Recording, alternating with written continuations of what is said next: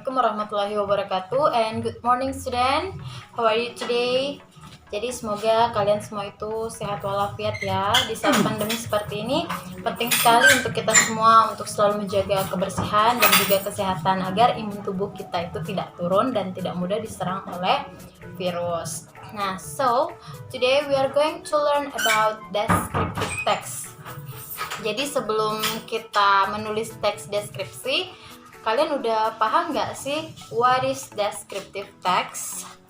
Atau kalian udah pernah nggak sih nulis teks deskripsi? Nah, jadi what is descriptive text? Descriptive text is a kind of text that describe about something or someone. Nah, jadi deskriptif ini adalah sebuah teks yang mendeskripsikan boleh hewan, boleh people atau orang, boleh juga tumbuh-tumbuhan, dan boleh benda. Nah, jadi apapun yang kalian mau deskripsikan itu boleh. Nah, kemudian sebelum menulis teks deskripsi, kalian harus tahu dulu generic structure dari descriptive text itu. Nah, jadi generic structure ini ada dua, struktur kalimat ada dua. Yang pertama itu adalah identification dan yang kedua itu adalah description.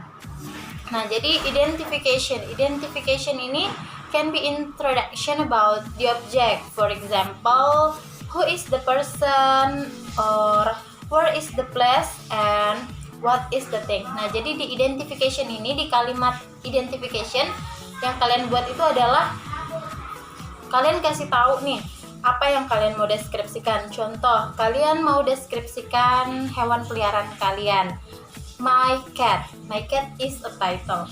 And then di identification atau di kalimat identifikasinya itu kalian jelasin, I have a cat, his name is bla bla bla.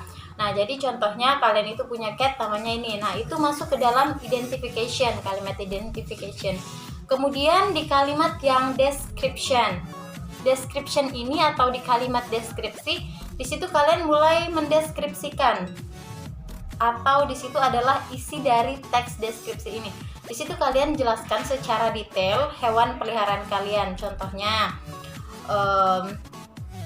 kucing kalian itu warnanya coklat, kemudian dia punya ekor yang panjang. Itu sudah masuk ke dalam description karena di situ menjelaskan tentang deskripsi dari kalimatnya itu secara detail. Nah, kemudian setelah generic structure kita harus tahu lagi nih.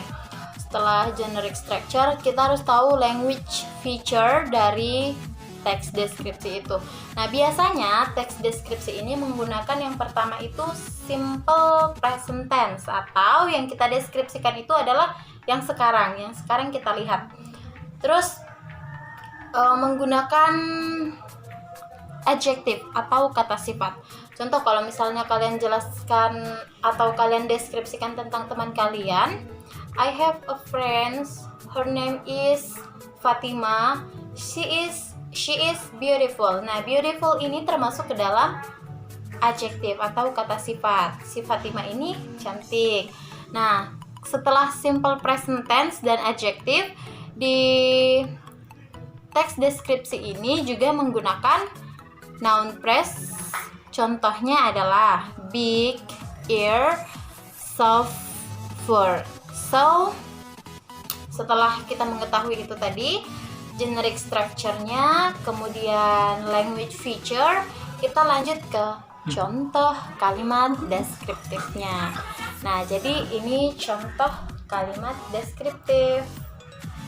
Nah, jadi di sini saya ambil contoh hewan peliharaan juga. Yang my pet ini termasuk ke dalam title ya.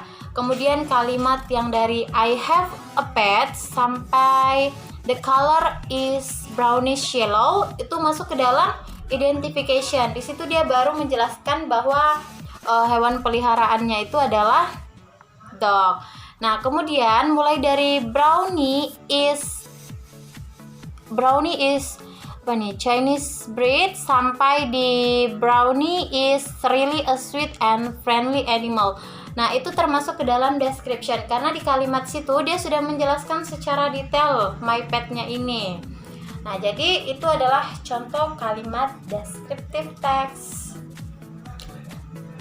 Jadi sekarang tugas kalian adalah buat teks deskripsi berdasarkan dari gambar yang sudah saya berikan. Kalian boleh pilih mau gambar yang mana, terserah. Kemudian kalian deskripsikan menggunakan itu tadi yang generic structure-nya, ada identification dan ada description. Kemudian kalian tandai dari mana sampai mana itu adalah identification, kemudian dari mana sampai mana adalah description. So, thank you for watching. Assalamualaikum warahmatullahi wabarakatuh.